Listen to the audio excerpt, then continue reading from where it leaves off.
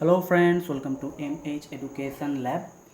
So আজকে আজকে আমরা আমাদের ইকোনমিক্সের আরেকটা নেক্সট সেট কোশ্চেন আলোচনা করব। তো এই কোশ্চেনগুলোর মধ্যে আজকে কিন্তু তোমাদের অনেকের আমি দেখলাম খুব ডিমান্ড এসেছিলো। ইভেন্টলি আমাদের পেড কোর্সেরও অনেক স্টুডেন্টের কাছ থেকে আমি ডিমান্ড পেয়েছিলাম যে মেন্সের ইকোনমিক্সের স্যার কোশ্চেন প্রবলেম হচ্ছে। তো আমি আজকে ওই জন্য মেন্সের ইকোনমিক্সের কিছু কোশ্চেন এখানে অ্যাড করে রেখেছি। সব কোশ্চেন নয়, কিছু কোশ্চেন আছে সাজেস্টিভ, যেগুলো পরীক্ষায় আসতে পারে, কিন্তু কিছু কোশ্চেন আছে WBCS মেন্সের প্রিভিয়াস ইয়ারের কোশ্চেন আমি কিন্তু এখানে ইকোনমিক্সের অ্যাড করেছি, যাতে তোমাদের কিছুটা হলেও সুবিধা হয় যে কীভাবে সলভ করা যেতে পারে বা কী অ্যান্সার হয়। আর তোমাদের যদি মনে হয় তোমরা আমাকে কমেন্ট সেকশানে লিখে জানাবে, তাহলে দরকার হলে আমি ইকোনমিক্সের মেন্সের প্রিভিয়াস ইয়ারের কোশ্চেন তোমাদেরকে কন্টিনিউ করাতে থাকবো। কারণ আমি দেখলাম অনেক স্টুডেন্টের প্রবলেম হচ্ছে, ইভেন কি পেড কোর্সের স্টুডেন্টরাও আমাকে দেখলাম আলাদা করে মেসেজ করেছে যে স্যার ইকোনমিক্সের কোশ্চেনের প্রবলেম হচ্ছে, ইকোনমিক্সের কোশ্চেন স্যার প্র্যাকটিস করতে পারছি না। তো সেক্ষেত্রে আমি তাদেরকে বলবো, যারা হচ্ছে আমাদের ভিডিও কোর্সে আছে, যারা আমাদের মক টেস্ট সিরিজ আছে, তাদের কোনো প্রবলেম নেই, কারণ মক টেস্ট সিরিজের মধ্যে আমাদের প্রিলি মেন দুটোরই হচ্ছে প্রিভিয়াস ইয়ারের কোশ্চেনের মক টেস্ট প্রোভাইড করা আছে উইথ ডিটেল সলিউশন। কিন্তু যারা এটা এভেল করেনি, যারা শুধুমাত্র আমাদের পেড কোর্সে থিওরি কোর্সে আছে, আর যারা আমাদের কোনো পেড কোর্সে নেই, শুধুমাত্র ইউটিউবে আমাদেরকে ফলো করছো, তাদের কথা মাথায় রেখে কিন্তু আজকে আমি মেন্সের প্রিভিয়াস ইয়ারের কোশ্চেন এখানে আলোচনা করবো কিছু, আর কিছু সাজেস্টিভ কোশ্চেন থাকবে। তো আজকে ক্লাসটা এবার শুরু করা যাক। আজকের প্রথম কোশ্চেনটা দেখো কী বলা হয়েছে। প্রথম কোশ্চেনটা বলা হয়েছে, the most important source of capital formation in India has seen. Capital formation মানে আমাদের ন্যাশনাল যে ইনকাম হয়ে থাকে বা দেশের যে পুঁজি, সেটা সব থেকে বেশি ইনকাম কোথা থেকে হয়? সব থেকে বেশি ইনকাম হয়ে থাকে ফ্রেন্ডস, এখানে অপশানেই তোমাদের সঠিক উত্তর হয়ে যাবে house hold savings. House hold savings মানে কিছুই না, হাউস হোল্ড সেভিংস মানে হচ্ছে সাধারণ মানুষের যে যে ইনকাম হয়, তারপরে বাড়ির খরচাপাতি করার পরে যে সেভিংস তোমরা করো, সেই টাকাটা তোমরা কী করো, সেই টাকাটা তোমরা ব্যাংকে কী করো, আরডি করো, ফিক্সড ডিপোজিট এফডি করো, বা অনেকে মিউচুয়াল ফান্ডসে ইনভেস্ট করে, বিভিন্নভাবে কি ইনভেস্ট করে। তো এইগুলোই হচ্ছে আমাদের দেশের ক্যাপিটাল ফরমেশনের সব থেকে বড় সোর্স, এইটা হাউস হোল্ড সেভিং। নেক্সট 2 নম্বর কোশ্চেন বলা হচ্ছে, হু among the following was the head of 10th finance commission. 10 number finance কমিশনের হেড কে ছিলেন? সঠিক উত্তর হয়ে যাবে আমাদের এখানে অপশান ডি, কেসি পান্থ। কেসি পান্থ কে ছিলেন? কেসি পান্থ সম্বন্ধে দেখে নাও। দেখো বলা হচ্ছে KC Pant was the first chairman of advisory board on energy, chairman of the 10th finance commission and the deputy chairman of the planning commission of India. তাহলে অনেকগুলো পদ ওনার ছিল। উনি ছিলেন আমাদের chairman advisory board on energy যে ছিল, তার উনি প্রথম চেয়ারম্যান ছিলেন। 10th ফাইন্যান্স কমিশনের উনি চেয়ারম্যান ছিলেন, এবং আমাদের প্ল্যানিং কমিশন অফ ইন্ডিয়ার ডেপুটি চেয়ারম্যান ছিলেন। তো এতগুলো পোস্ট কিন্তু উনি মানে অলঙ্কৃত করেছিলেন। তো অতএব এই নামটা কিন্তু ভালো করে মনে রাখবে, কেসি পান্থ। নেক্সট 3 নম্বর কোশ্চেন বলা হচ্ছে, when the reserve bank of India increases the cash reserve ratio. Cash reserve ratio কী জিনিস তোমরা অলরেডি জানো, আমি তোমাদের অনেকবার বলেছি ক্যাশ রিজার্ভ রেশিও কী জিনিস। তো এখানে বলা হচ্ছে ক্যাশ রিজার্ভ রেশিও বাড়ানো হয় কখন? তো ক্যাশ রিজার্ভ রেশিও বাড়ানো হয় ফ্রেন্ডস, অপশান এ তোমাদের সঠিক উত্তর হবে, যখন আমাদের ইন্ডিয়ান ইকোনমিতে হাই রেট অফ ইনফ্লেশন থাকে। অর্থাৎ জিনিসপত্রের দাম যখন অনেক বেশি বৃদ্ধি পেয়ে যায়, তখন আরবিআই কী করে? আরবিআই হচ্ছে চেষ্টা করে যে আমার ইকোনমিতে মানে ব্যাংকের হাতে যেন বেশি পরিমাণ টাকা লিকুইড, যাতে ক্যাশ অ্যাভেলেবেল না থাকে। কারণ বেশি ব্যাংকের হাতে টাকা থাকলে ব্যাংক কী করবে? লোন ফোন কম সুদে হচ্ছে দিতে থাকবে, মানুষের হাতে টাকা যাবে। আর মানুষের হাতে যখনই টাকা যাবে, তখনই কী হবে? তখনই হচ্ছে মানুষ বেশি পরিমাণে খরচা করবে, বেশি পরিমাণে জিনিস কনজামশন করবে, এবং আমাদের কী হবে? ডিমান্ড অ্যান্ড সাপ্লাইয়ের যে রেশিও, ডিমান্ড সাপ্লাই রেশিও কী হয়ে যাবে? গন্ডগোল হয়ে যাবে। গন্ডগোল হয়ে যাবে তখন জিনিসপত্রের দাম বাড়তে থাকবে। তো সেইটা যাতে না হয়, যখন ইনফ্লেশন রেট খুব হাই হয়ে যায়, তখন মানি ফ্লোটাকে কমানোর জন্য কী করে? ক্যাশ রিজার্ভ রেশিওটাকে কমিয়ে দেয়। ক্যাশ রিজার্ভ রেশিওটাকে হচ্ছে আমাদের বাড়িয়ে দেয়। ক্যাশ রিজার্ভ রেশিও জিনিসটা কি? যে কোনো একটা ব্যাংকে ম্যান্ডেটরি একটা সার্টেন পার্সেন্টেজের টাকা আরবিআইয়ের কাছে জমা রাখতেই হবে, 0% ইন্টারেস্টে। তার জন্য আরবিআই কোনো সুদ দেবে না, কিন্তু একটা সার্টেন পার্সেন্টেজ টাকা ব্যাংকের যা রেভিনিউ কালেক্ট হবে, তার সার্টেন পার্সেন্টেজ আরবিআইকে দিতে হবে। এই যত পার্সেন্টেজ আরবিআইয়ের কাছে জমা রাখতে হবে, সেই পার্সেন্টেজ বা সেই পরিমাণটাকে বলা হয় CRR বা cash reserve ratio. Next question বলা হচ্ছে, what is a free good. Free good কাকে বলা হয়? ফ্রি গুড বলা হয় ফ্রেন্ডস আমাদের এখানে সঠিক উত্তর হবে অপশান সি, যে ক্ষেত্রে অপরচুনিটি কস্ট 0 হয়। এবার অপরচুনিটি কস্ট জিরো বলতে কী বোঝায়? অপরচুনিটি কস্ট জিরো বলতে বোঝায় এ free good is a good is zero opportunity cost. This means it can be consumed in as much quantity as needed without reducing its availability to others. For example, sunlight, music, air, ideas, etc. etc. এগুলোকে কী বলা হচ্ছে? এগুলোকে বলা হচ্ছে free good, এগুলোকে বলা হচ্ছে free good. Next 5 নম্বর question বলা হচ্ছে which economist is the first vice chairman of নীতি আয়োগ। নীতি আয়োগের প্রথম ভাইস চেয়ারম্যান কী ছিলেন? নীতি আয়োগের প্রথম ভাইস চেয়ারম্যান ছিলেন অপশান এ অরবিন্দ পানাগরিয়া। অরবিন্দ পানাগরিয়া ছিলেন নীতি আয়োগের first vice chairman. Arvind Panagariya is an Indian American economist and a professor of economics at Columbia university who serve as the first vice chairman of the think tank Niti Aayog between January 2015 and August 2017.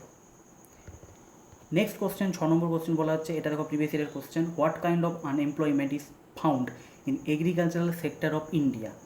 Agricultural সেক্টরে কোন ধরনের unemployment দেখতে পাওয়া যায়? Option D এখানে সঠিক উত্তর হয়ে যাবে ডিসগাইজড আনএমপ্লয়মেন্ট, বা এটাকে বলা হয়ে থাকে কি? এটাকে বলা হয়ে থাকে hidden unemployment. In this type of unemployment, some people seem employed but they are actually not. এবার এটা কি, এটা সম্বন্ধে খুব ডিটেলস আমি এখানে আলোচনা করব না, সময় যাবে, এটা তোমরা নিজেরা দেখে নিও, আর দরকার হলে আমি যদি কোনোদিনও ইকোনমিক্স পড়াই তখন তোমাদের বলে দেবো। 7 নম্বর কোশ্চেন বলা হচ্ছে which of the following sector is not covered under the Bharat নির্মাণ প্রোগ্রাম। ভারত নির্মাণ প্রোগ্রামের আন্ডারে কোন জিনিসটা আসে না? তো তোমাদের মনে রাখতে হবে ভারত নির্মাণ প্রোগ্রামের আন্ডারে যেটা আসে না সেটা হচ্ছে option A health and nutrition. কী কী আসে তাহলে? টোটাল 6টা সেক্টরের আন্ডারে আসে। প্রথমটা হচ্ছে ইরিগেশন, নেক্সট হচ্ছে আমাদের রোডস হচ্ছে কি? প্রধানমন্ত্রী গ্রাম সড়ক যোজনা। Housing Indira Awas Yojana. Water supply হচ্ছে national rural drinking water programme. Electrification Rajiv Gandhi Grameen Vidyutikaran Yojana. আর একটা হচ্ছে টেলিকমিউনিকেশান কানেক্টিভিটি। এই টোটাল 6টা সেক্টর হচ্ছে আমাদের ভারত নির্মাণ যোজনার আন্ডারে আসে। ঠিক আছে, এখানে কোশ্চেন করেছিল কোনটা আসে না, সেটা হচ্ছে নিউট্রিশন।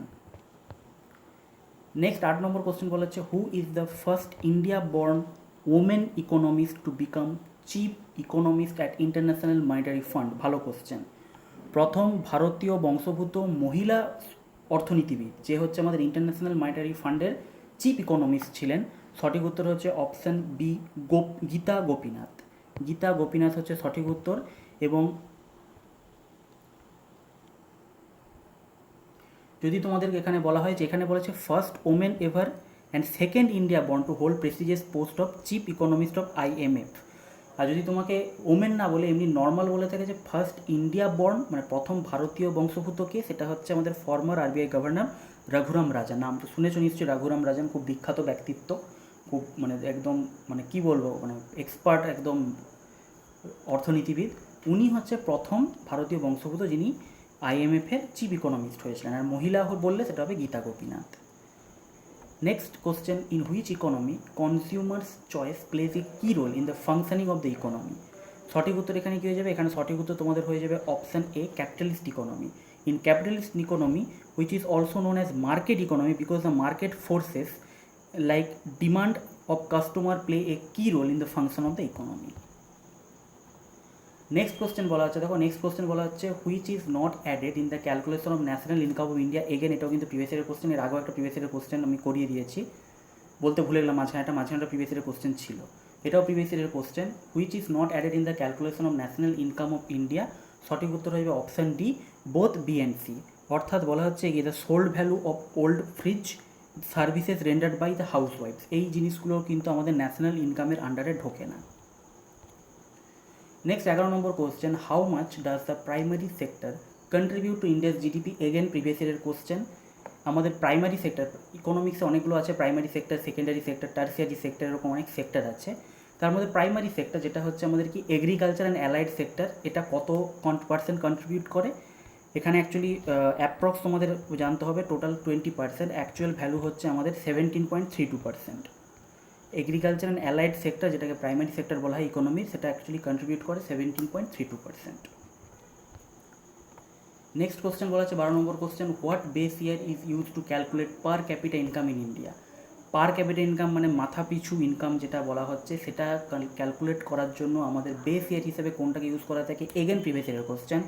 সঠিক উত্তর হচ্ছে অপশান সি 2001 এবং 2 সালটাকে বেস ইয়ার হিসেবে ইউজ করা হয়ে থাকে, এটা মাথায় রাখবে, এটা কিন্তু প্রিভিয়াস ইয়ারের কোশ্চেন।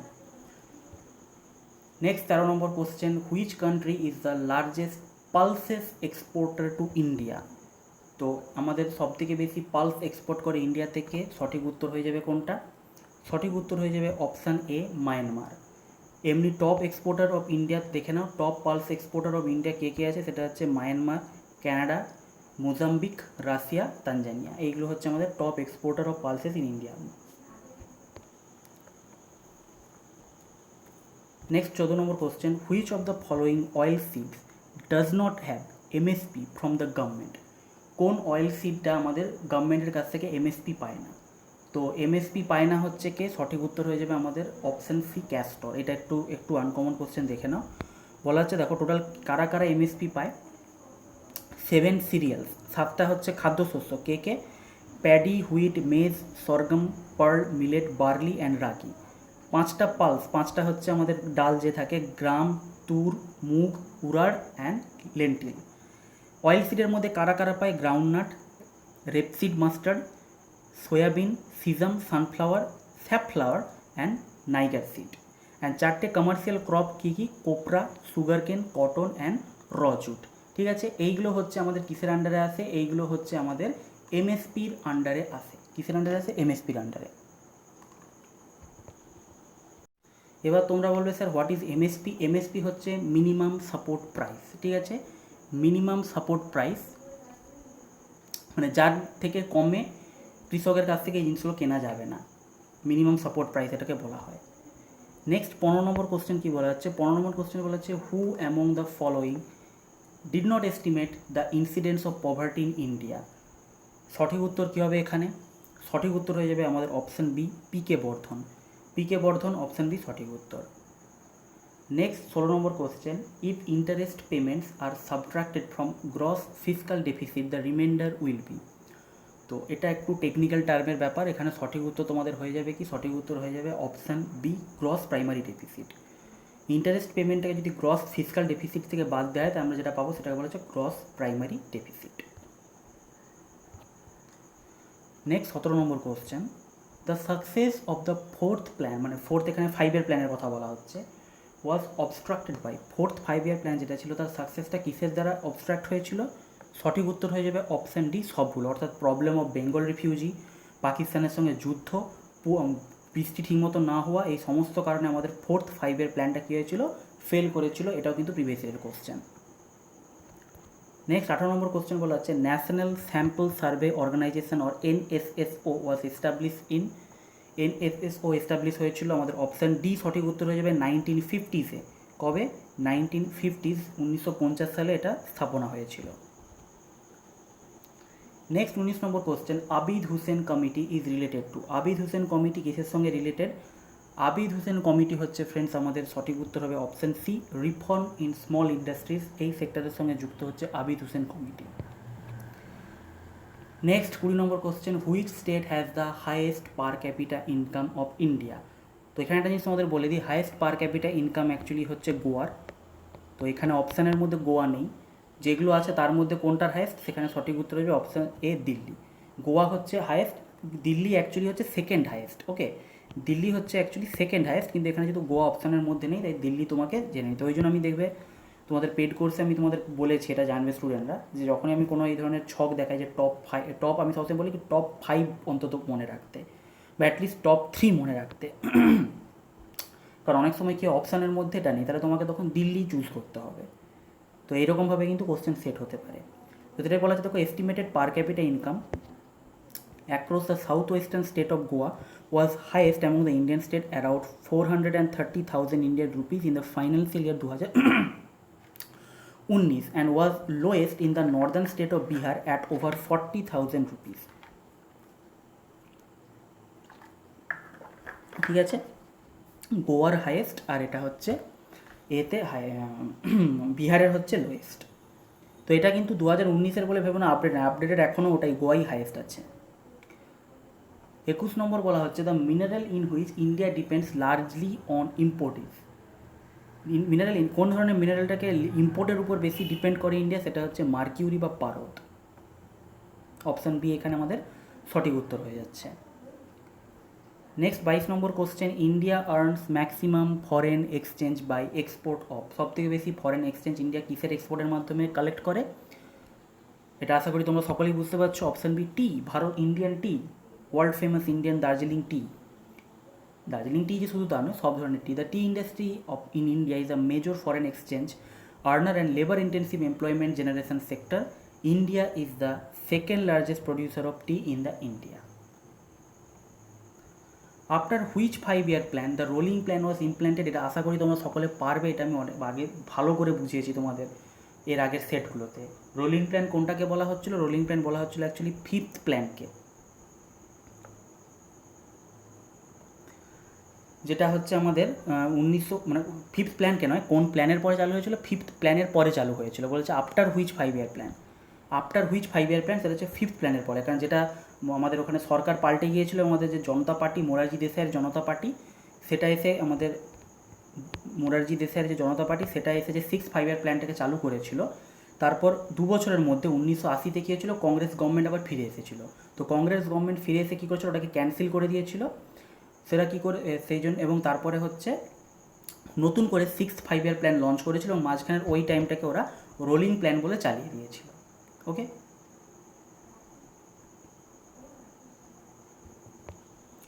আচ্ছা এটা একটু ভুল আছে, এটা হচ্ছে 80 to 85। মাঝখানে আমাদের অ্যাকচুয়ালি ভারতীয় জনতা পার্টি 6th 5-year প্ল্যান চালু করেছিল। ভারতীয় জনতা পার্টি কী করেছিল? 6th 5-year প্ল্যান চালু করেছিল। কংগ্রেস আবার যখন ফিরে এসেছিলো, কংগ্রেস ফিরে এসে 6th 5-year প্ল্যানটাকে ক্যান্সেল করে দিয়েছিল। 6th 5-year প্ল্যানটাকে ক্যান্সেল করে দিয়ে, মানে যেটা ভারতীয় জনতা পার্টি চালু করেছিল সেটাকে ক্যান্সেল করে দিয়ে রোলিং প্ল্যান ঢুকিয়ে দিয়েছিল। 1 বছর হচ্ছে আমাদের 5th 5-year প্ল্যানের সঙ্গে ঢুকিয়ে দিয়েছিল, আর নতুন করে 6th 5-year প্ল্যান চালু করেছিল। এটা তোমরা আগের মকটা একটু দেখি না। আগের মকে আমি এটা খুব আগের মোস্ট প্রবলি প্রথম বা সেকেন্ড মকে আমি এটা খুব ভালো করে বুঝিয়েছিলাম, যেখানে কোশ্চেন ছিল যে গরিবি হাটাও নারা কোথায় দেওয়া হয়েছিল, সেই সময়টা আমি ওখানে খুব ভালো করে জিনিসটা বুঝিয়ে দিয়েছিলাম তোমাদেরকে। 24 নম্বর কোশ্চেন বলা হচ্ছে, in which type of economy competition does not exist in the market? সঠিক উত্তর হচ্ছে কি? Socialist economy. Option D. Option D হচ্ছে সোশিয়ালিস্ট ইকোনমি। কারণ এখানে হচ্ছে কি হয়, এখানে স্টেট আমাদের কি করে সমস্ত ধরনের ডিসিশান নেয় মার্কেটের ক্ষেত্রে। তাই এই ধরনের মার্কেটে কী হয়, এই ধরনের মার্কেটে কোনো রকম কোনো কম্পিটিশান থাকে না, কারণ স্টেটের হাতে সব কিছু থাকে, তো কম্পিটিশান থাকবে কী করে? স্টেট যা বলবে তাই হবে। 25th হচ্ছে হুইচ সেক্টর, মানে এটা কিছুটা কীরকম বলতে পারো তোমরা, একটা এক্সাম্পল দিচ্ছি, যে তোমরা নেট ইউজ করবে শুধু বিএসএনএল, এয়ারটেল, ভোডাফোন, জিও সব মারকগুলি, তো কম্পিটিশান থাকবে কী করে? একটাই আছে বিএসএনএল, সে স্টেটের আমাদের সেন্ট্রাল গভর্নমেন্টের আন্ডারে, গভর্নমেন্ট যা বলবে তাই হবে। Which sector has গেন্ড maximum from the 1991 LPG reforms? LPG reform সম্বন্ধে তোমাদের অলরেডি বলেছি। এখানে বলা হয়েছে যে 1991 সালে যে এলপিজি রিফর্ম হয়েছিল, সেখান থেকে কোন ইকোনমি সেক্টর সবথেকে বেশি বেনিফিট পেয়েছিল? সেটা হচ্ছে টার্সিয়ারি সেক্টর সবথেকে বেশি বেনিফিট পেয়েছিল। দেখো বলা হচ্ছে post 1991 LPG reforms the tertiary sector has grown more than others. It contributes about 54% to the GDP, employing 31% of the workforce. The highly educated English-speaking labor in the country has taken advantage of this growth. তো সব থেকে বেশি advantage কারা পেয়েছিল? সব থেকে বেশি advantage পেয়েছিল হচ্ছে আমাদের টার্সিয়ারি সেক্টর। সো এটাই ছিল আজকে আমাদের 25 কোশ্চেন। আশা করি তোমাদের ভিডিওটা ভালো লেগেছে। যদি ভালো লেগে থাকে অবশ্যই তোমরা এটাকে লাইক করো, বন্ধুদের সঙ্গে শেয়ার করো, এবং এই চ্যানেলটাকে সাবস্ক্রাইব করে বেল আইকনটা প্রেস করে দাও, যাতে এই চ্যানেলে আপলোড হওয়া বিভিন্ন ভিডিও নোটিফিকেশানসগুলো তোমরা টাইম টু টাইম পেতে থাকো। আজকে আমি এখানেই শেষ করলাম, নেক্সট দিন আবার একটা সেটা দেখা হবে। Thank you, have a nice day and all the best for all of your upcoming exams. Thank you.